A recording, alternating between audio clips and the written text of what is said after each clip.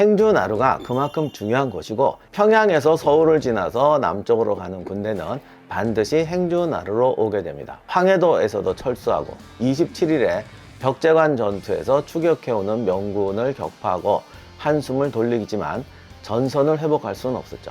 애초에 일본군 병력이 부족하고 그동안의 누적된 피로, 보급 부족으로 전투력이 요즘 말로 하면 공세 종말점, 전투력이 한계에 달했던 것 같습니다. 조직을 가다듬은 권율과 황진은 이치 전투에서 승리합니다. 전투 경험과 전쟁의 경험을 쌓고 군대의 작전, 전술 능력을 업그레이드 하는 데는 대단히 중요하고 효과적인 방법입니다. 독산성에서 행주로 이동합니다.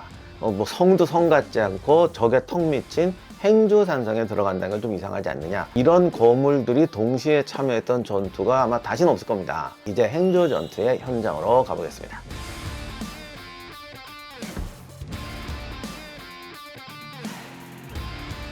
안녕하세요, 임용환입니다. 1950년 9월 20일 새벽 14명의 미 해병 1사단 정찰대가 고무보트에 장비를 싣고 한강물 속으로 잠입해 들어갔습니다. 14명의 대원 중에는 호레쇼 언더우드 주니어 중위도 있었죠. 한국 이름이 원일환입니다. 연세대학교를 세운 언더우드 선교사의 3대 손이죠. 이분은 한국에서 태어나 자랐고 전쟁이 나자 유엔군에 입대해서 통역관으로 활약했습니다. 김포 비행장을 점령한 해병 1사단의 다음 과제가 한강 도하였습니다. 북으로 빠져나가려는 북한군을 사전에 차단하려면 최대한 빨리 동쪽으로 진격해야 했는데 이 도하 작전이 항상 어렵습니다. 해병대에게는 더 어려웠죠. 이렇게 말씀드리면 이게 또 무슨 풀 따먹는 소리냐, 해병 전공이 상륙 작전인데 도하 작전이 힘들다는 게 말이 되냐, 이렇게 생각할 수가 있는데, 사실 해병대는 항상 야포, 화력, 차량, 장비 이런 게 항상 부족했어요. 그런데 이 도하 작전을 하면 화력 지원이 절대적인데 그 화력이 없었죠. 그런데 기다려야 되는데 시간은 없고 결국 기습적으로 강을 건너기로 합니다. 그러기 위해서는 일단 강 건너 사정을 알아야겠는데 강을 건널 수가 없단 말이죠. 그때 어떤 주민이 중요한 정보를 줍니다. 한가운데 잠깐만 제외하면 거의 걸어서 건너갈 수 있는 물속의 길이 있다. 그것이 바로 지금 행주대교가 서 있는 행주나루입니다. 임진왜란 얘기하는데 왜 갑자기 한국전쟁 얘기를 하느냐? 행주나루가 그만큼 중요한 곳이고 행주나루라는 곳이 이런 곳이라는 것을 말씀드리려고 한 거예요. 한강은 상당히 넓은 강입니다. 강을 건너는 중요한 나루가 3개가 있어요. 동쪽에서부터 광나루, 노량진, 그리고 행주나루입니다. 삼국시대부터 평양, 개성, 고량포, 파주를 지나 서울로 들어오는 길이 평양에서 서울로 들어오는 가장 빠른 직진길입니다. 그리고 그렇게 건넜을 때 남쪽으로 내려가는 루트가 바로 행주나루예요. 따라서 평양에서 서울을 지나서 남쪽으로 가는 군대는 반드시 행주나루로 오게 됩니다. 음력 1월 8일에 고니시군은 평양성에서 패하고 후퇴합니다. 황해도에서도 철수하고 27일에 벽제관 전투에서 추격해오는 명군을 격파하고 한숨을 돌리지만 전선을 회복할 수는 없었죠. 조선 전체를 지배하기에는 애초에 일본군 병력이 부족하고 그동안의 누적된 피로, 보급 부족으로 전투력이 요즘 말로 하면 공세 종말점, 전투력이 한계에 달했던 것 같습니다. 게다가 일본군은 통합사령부를 두지 않았죠. 형식상의 총지휘관이라고 할 사람이 있긴 했지만 그게 실제적인 기능을 못합니다. 그러다 보니 주력인 고니시와 카토 기요마사 군이 평안도와 함경도로 나눠서 진군했습니다. 얼핏 보면은 한반도 지형상 당연히 그렇게 가야 되는 거 아니냐, 그렇게 생각할 수도 있는데, 애초에 조선을 점령하고 통치하고 또는 통제하고 보급선을 유지하고 그리고 이것을 다 수행하기 위한 병력, 이런 것들을 감안하면은 전략적 유용성이 있는 행동은 아니었죠. 글쎄 이게 처음에 너무 쉽게 승리를 거둬서 그런지 이 하는 것을 보면은 그냥 먼저 차지하는 사람이 임자다, 이래서 그냥 빈 땅 향해서 막 달려가는 그런 모습으로 보이기도 합니다. 일본군도 회의도 하고 조종도 하고 그랬지만 다른 나라, 다른 민족을 정복할 때는 항상 통치를 염두에 두고 전략적 고려를 잘해야 돼요. 그게 정확해야 되는데 결과적으로 보면 일본군이 이런 부분에서 오판을 한 거는 틀림없는 것 같습니다. 근데 참 제가 이렇게 일본군 그러니까 왜 왜군이라고 안 하고 일본이라고 하냐 그러는데, 원래 일본이 고대부터 쓰여던 지명이에요. 우리는 항상 왜 그랬는데, 글쎄 국가 간의 전쟁에서 어떻게 표현하느냐는 거는 뭐 그냥 어떤 기본적인 원칙의 문제인데 조선에서도 1번이란 말을 썼습니다. 자, 그러면 그 사이에 조선군은 뭘 하고 있었을까? 권율은 용인전투에서 패전하면서 훈련 안 된 군대, 통제가 안 된 조직으로는 아무것도 할 수 없다는 것을 실감했던 것 같습니다. 아니야, 절감했다고 해야 될 것 같아요. 애국심과 열정으로 전선으로 달려간다는 게 훌륭한 일이기는 하지만 전쟁에서는 사실 아무것도 이룰 수 없어요. 전쟁은 치밀한 계산과 준비로 수행해야 되고 그것이 받쳐졌을 때만 승리할 수 있습니다. 물론 뭐 그거 없이도 승리하는 경우는 있습니다. 상대방도 똑같이 엉망일 때. 근데 이번 경우는 아니니까 냉정하고 치밀해야 하는 겁니다. 훈련하고 조직을 가다두면 권율과 황진은 이치 전투에서 승리합니다. 사실 이치 전투를 먼저 해야 되는데 이치 전투는 요 다음에 하겠습니다. 권율은 전라도 순찰사로 승진하고 권율이 거느린 전라도 병사들은 자신감을 얻습니다. 하지만 어떤 군대든지 한 번에 완성될 수는 없어요. 권율은 오산 인근의 독산성에 운거하면서 방어전과 게릴라전을 수행합니다.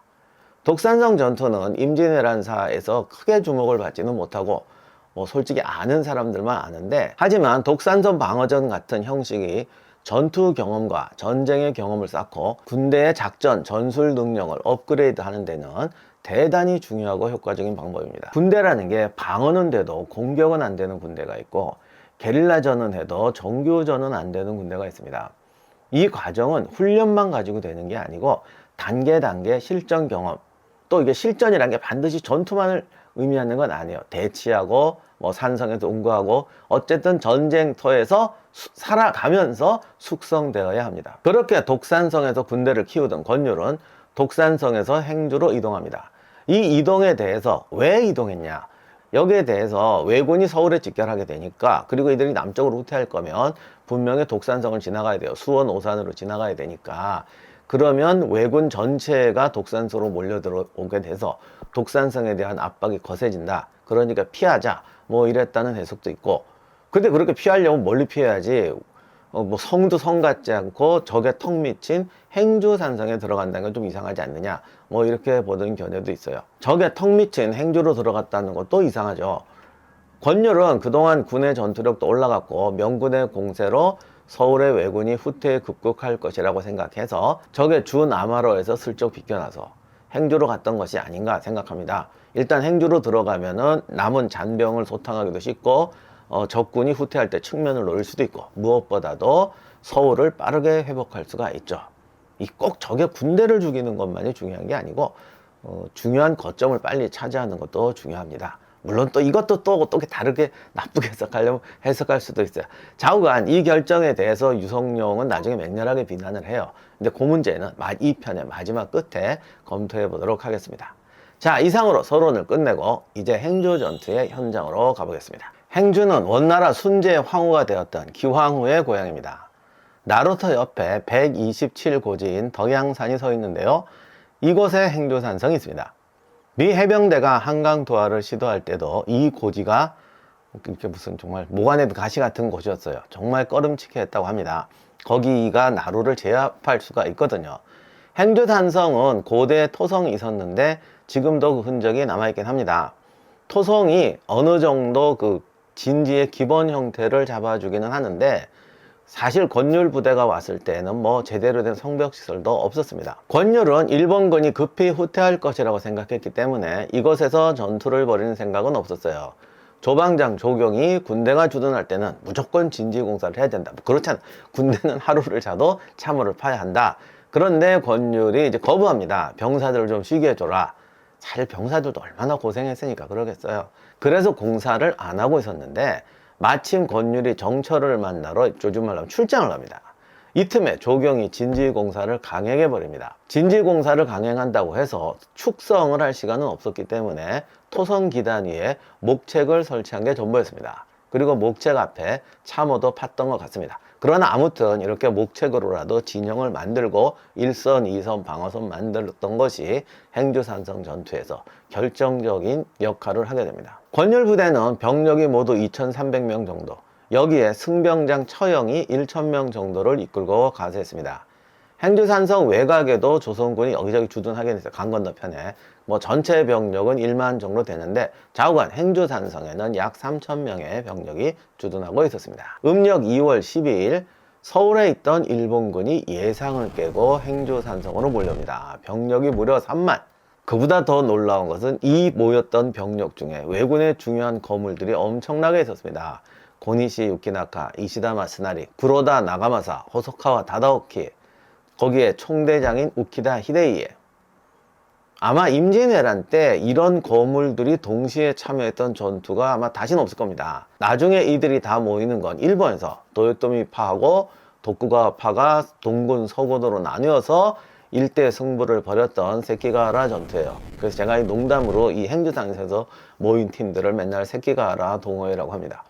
일본군 입장에서는 행주산성, 즉 행주교두보를 방치하면 행주나루를 통해서 조선군 대군이 계속 밀려 들어오지 않겠나, 이런 걱정을 했던 것 같습니다. 조선군은 쟤들이 뭐 우리를 공격할 여력이나 있겠어, 틈이나 있겠어 라고 생각했던 것 같은데, 일본군 입장에서는 과잉방어, 패전을 많이 했기 때문에 과잉방어일 수도 있고 뭔가 좀 사기를 올려야겠다 이런 생각을 했을 수도 있고 뭐 등등, 뭐 정확한 이유는 모르지만 아무튼 행주산성이 작고 조선군 병력이 많지도 않으니까 일종의 사기 진작용으로 생각했는지 하여간 3만이 떼거지로 몰려오게 됩니다. 일본군은 늘 하던 대로 다이묘 부대별로 공격을 시작합니다. 이날 총 7차례의 파상 공세를 폈어요. 제1지는 고니시군이었죠. 고니시군은 조총을 쏘면서 진격해 옵니다. 정식 성도 아니고 간이진지, 예전 같으면 사실 이 정도 압박만 해도 조선군 방어선이 동요하고 어딘가에 구멍이 생겼을 겁니다. 그쪽으로 파고들면 전체가 무너질 것이다, 그렇게 생각했던 것 같아요. 그런데 웬걸 조선군은 동요하지 않습니다. 숨을 죽이고 적이 목촉에 근접할 때까지 기다리고 있다가 신호와 함께 일제 사격을 퍼붓습니다.